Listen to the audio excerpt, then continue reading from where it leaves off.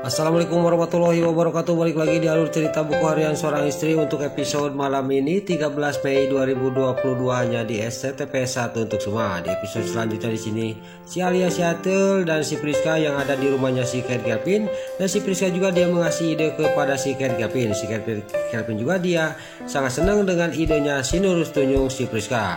Tiba-tiba di sini si Priska juga ya memang saya kan cerdas, kata si Priska. Lalu si Alia Seattle dia tidak mau kalau si Ken Kevin dia berpaling kepada si Priska, dan dia juga langsung memegang perutnya sambil dia kesakitan. Lalu di sini juga si Ken Kevin juga dia panik karena takut kandungannya si Alia kenapa-napa. Lalu di sini si Ken Kevin juga dia akan mengajak si Alia ke rumah sakit, tapi si Alia tidak. Ini mungkin kandungan saya kontraksi, saya perlu istirahat, kata si Alia Seattle. Lalu di sini si Priska juga sangat kaget dan sambil dia ngomong, kamu itu hamil Alia, kata si Priska kepada si Alia si Hilut Atel. Lalu di sini si Ken Kevin juga dia ngomong lagi kepada si Priska, memang benar dia lagi hamil anak saya, kata si Ken Kevin. Lalu dia juga dibawa oleh si Ken Kevin untuk istirahat, dibawa ke kamar. Lalu si Nurus Tunjung si Priska sambil dia melihatin si Alia Seattle yang dibawa oleh si Ken Kevin, saya tidak boleh tinggal diam, saya harus menggagalkan rencananya si Alia Seattle. Jangan sampai si Alia mendapatkan Pak Kelvin seutuhnya, kata si Nurus Tunjung si Priska. Lalu di sisi lain di sini di rumahnya Buana, kliennya Dewa datang ke ruang kerjanya Dewa. Di sini juga Dewa juga sambil menggendong Junior. Di sini juga dia meeting sama kliennya. Singkat cerita di sini Dewa juga meeting sama kliennya sudah beres, dan dia juga langsung pergi ke ruang tamu. Di sini di sisi lain para Buana yang lagi mencaci maki Nana, dia juga ngomong kepada si Brokoli, kenapa Nana belum pulang sampai sekarang? Dasar Nana itu tidak tahu diri, dia meninggalkan Junior dan suami, kata para Buana. Lalu di sisi lain ditambah-tambah oleh si Brokoli supaya para Buana tambah marah kepada Nana. Jangan-jangan dia itu mencari lelaki lain, kata si Brokoli. Lalu di sini juga datanglah si Lipia menghampiri para Buana dan si Brokoli. Lalu di sini terjadilah si para Buana sama si Lipia dan si Brokoli juga dia menjelek-jelekan Nana. Lalu para Buana juga dia ngomong lagi kepada si Brokoli sama si Lipia.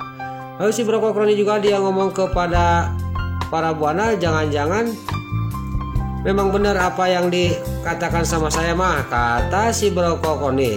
Lalu di sini tambah lagi oleh si Lipia, iya kan di sana ada Pasha, jangan-jangan dia mau CLBK, kata si Lipia kepada para Buana. Di sini terlihat Dewa juga dia sangat marah kepada mereka, dan Dewa juga ngomong kepada Junior, mendingan kita pergi aja dari orang-orang jahat ini, kata Dewa sambil membawa Junior pergi dari hadapannya para Buana sama si Brokoli dan si Nurus Tunjung si Lipia.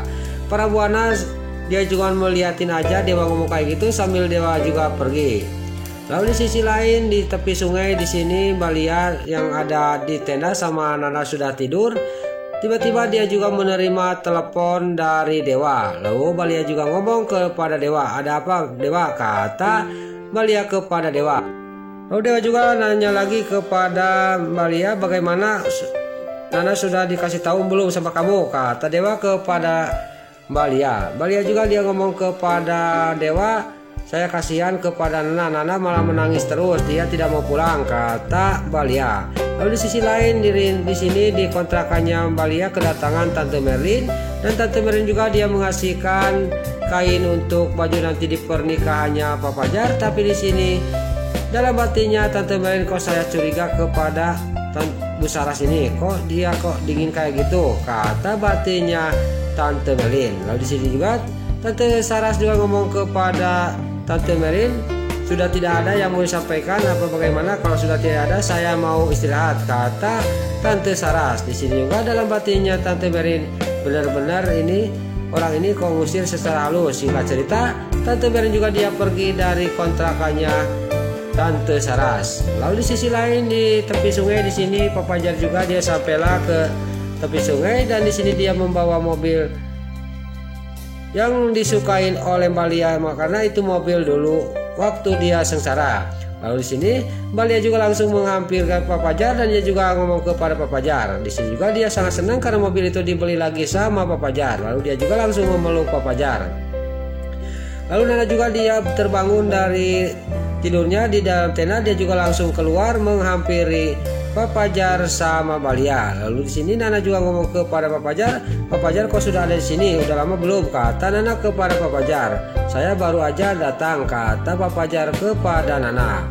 Lalu terlihat di sini Mbak Lia juga sama Pak Fajar juga dia akan menaruh mobil di tempat itu untuk istirahat Nana supaya tidak kedinginan. Lalu di sini Nana juga dia ngomong kepada Mbak Lia sama Pak Fajar, terima kasih Pak Fajar, Lia kamu pulang aja, kata Nana. Singkat cerita mereka juga pergi dari tempat itu. Gak lama kemudian pas Nana lagi cinekul di depan tenda, datanglah Pasha. Lalu Nana juga nanya kepada Pasha, bagaimana, sudah ada kabar tentang Lula Pasha, kata Nana. Lalu Pasha juga sambil dia mengulang, belum ada nak, kata Pasha. Lalu Nana juga dia pamitan, dia juga akan istirahat ke dalam mobil karena sudah mulai dingin. Lalu di sisi lain terlihat sampailah Pak Fajar juga ke kontrakannya. Pas sampai ke kontrakannya, di sini Tante Sarah sudah menjantang di depan pintu kontrakannya Mbak Lia.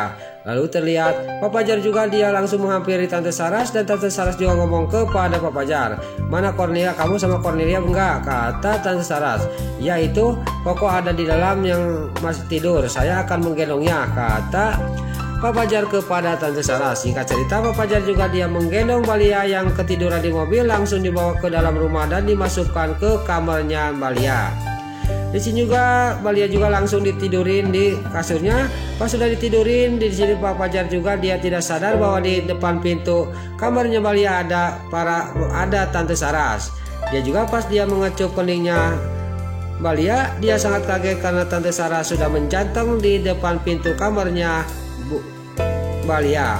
Lalu di sini Pak Fajar juga dia ngomong kepada Tante Saras, tapi Tante Saras juga ngomong kepada Pak Fajar, biarin, kamu kan sebentar lagi akan menikah dan besar kemungkinan juga mungkin kamu tidak jadi menikah, kata Tante Saras kepada Pak Fajar. Terjadilah cekcok antara Pak Fajar sama Tante Saras karena tidak terima Tante Saras ngomong kayak gitu. Lalu di sisi lain terlihat Panopal yang ada di depan rumahnya dia menerima telepon dari seseorang. Ternyata itu dari si Cat Galvin. Di sini juga terjadilah cekcok antara Panopal sama si Cat Galvin di HP. Di sini juga si Cat Galvin juga dia minta Panopal harus menemui dirinya di suatu tempat. Lalu di sini juga Panopal juga dia minta alamatnya kepada si Cat Galvin karena si Cat Galvin mengancam Panopal akan membongkar rahasia besarnya Panopal.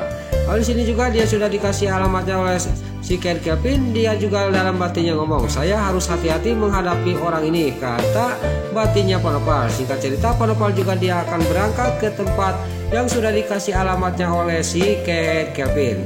Nah itulah alur cerita buku harian seorang istri untuk episode malam ini 13 Mei 2022 hanya di STTP 1 untuk semua. Sebelum pamit, yuk kita doakan para pemain dan kru BSI semoga diberi kesehatan, dan jangan lupa kita doakan sinetron buku harian seorang istri supaya bisa bertengger di rating nomor 1, amin. Dan juga sebelum pamit, bagi dulu mama, tante-tante, bunda-bunda dimanapun anda berada yang baru bergabung dengan channel ini, jangan lupa tekan tombol like, komennya, dan subscribe-nya, dan jangan lupa nyalakan lonceng notifikasinya juga ya guys. Dan juga sebelum pamit, Mimin mohon maaf kalau ada salah-salah kata dan kata-kata Mimin balelo lebati soledat ke Mimin terus Buddha. Mimin mohon maaf. Sekarang Mimin pamit. Wassalamualaikum warahmatullahi wabarakatuh. Salam sehat selalu dimanapun anda berada. Terima kasih.